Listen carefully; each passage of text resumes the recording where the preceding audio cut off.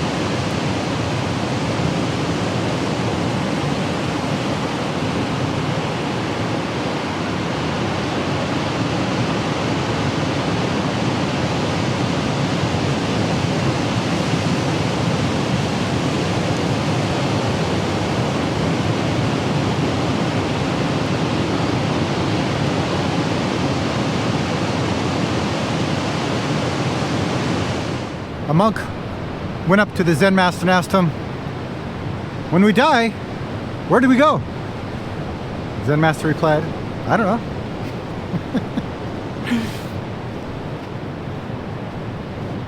Student asked, well, you're a Zen master. How could you not know? The Zen master replied, I may be a Zen master, but I'm not a dead one.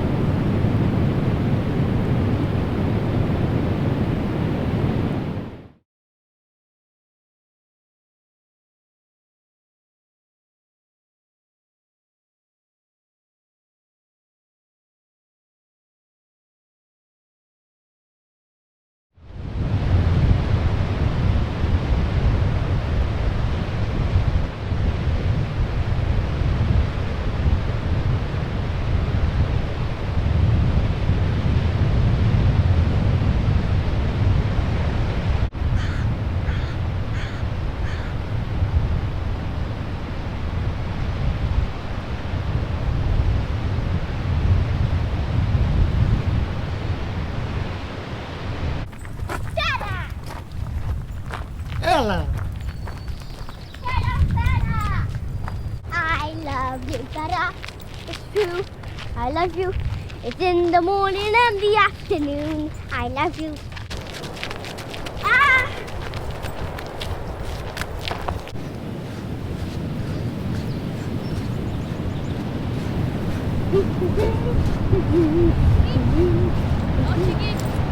Right there.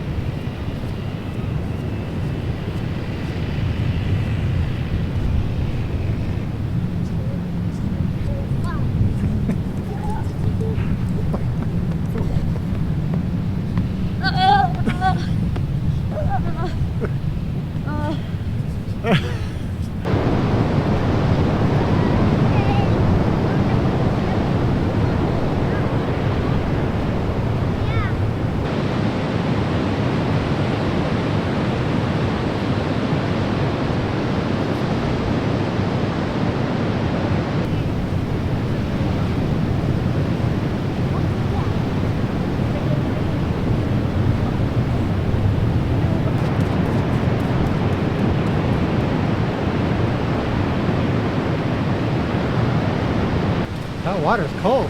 No, it's not. Yeah, it is.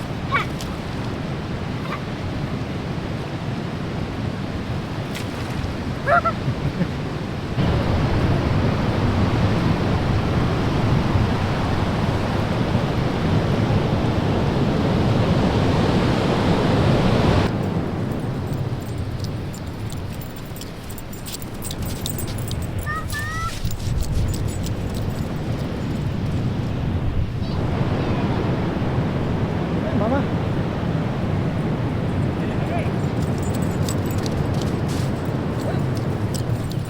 Vicky's really happy to be here.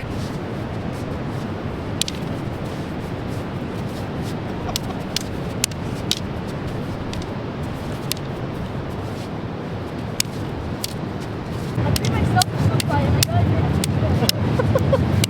5, 6 stops. 3, 2, 1, go!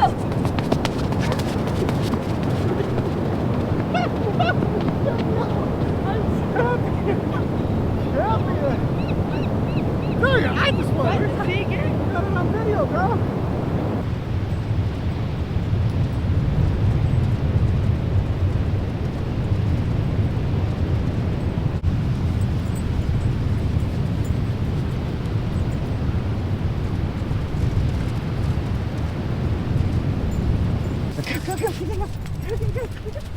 Go high, the tide Oh, don't let go. Ah, catch the kite.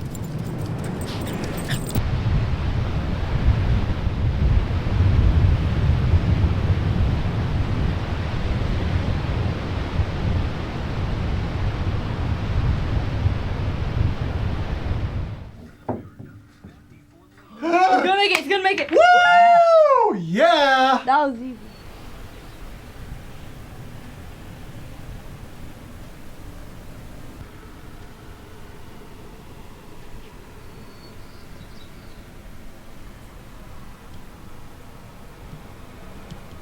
So today is June 14th. Today's my dad's birthday. He would have been 81 years old today.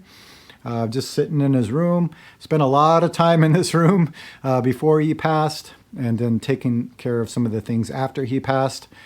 I wanted to share a story with you that I found very valuable, something he taught me.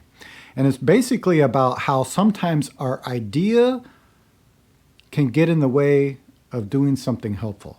So there was this one evening, it was very late at night.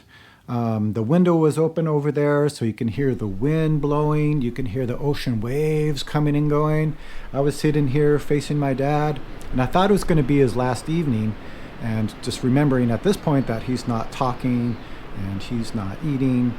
He's not doing very much except resting.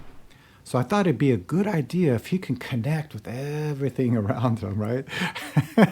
So this late evening, I was sitting with him and I was like, Dad, listen to the ocean. Become one with the ocean. Right, this kind of crazy idea. And he had just enough energy. And remember, he hasn't said anything in a long time. He kind of opened his eyes just a little bit and said, no.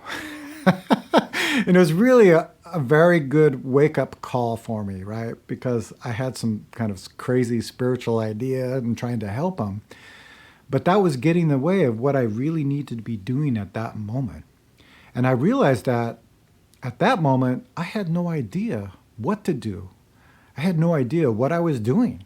And it was from that place, right, keeping kind of open, curious, that I can connect with him intuitively. And it was a very valuable teaching because I can just move or respond to the moments as they were arising. Very, very interesting. There were plenty of times where I did not know what to do. I'm thinking of one evening where he was, again, not talking, and he was having a lot of pain, but I didn't know how to help him, right? Because I didn't know what hurt, and, he couldn't tell me anything. So a lot of confusion, sometimes a lot of frustration. Also, I was very tired, so that didn't help at all. But again, it was only from the place like, I don't know what to do here. What is happening right now? Don't know. And from this kind of don't know mind, this not knowing, I was able to respond. And again, it wasn't easy. I say this a lot about practice and Zen.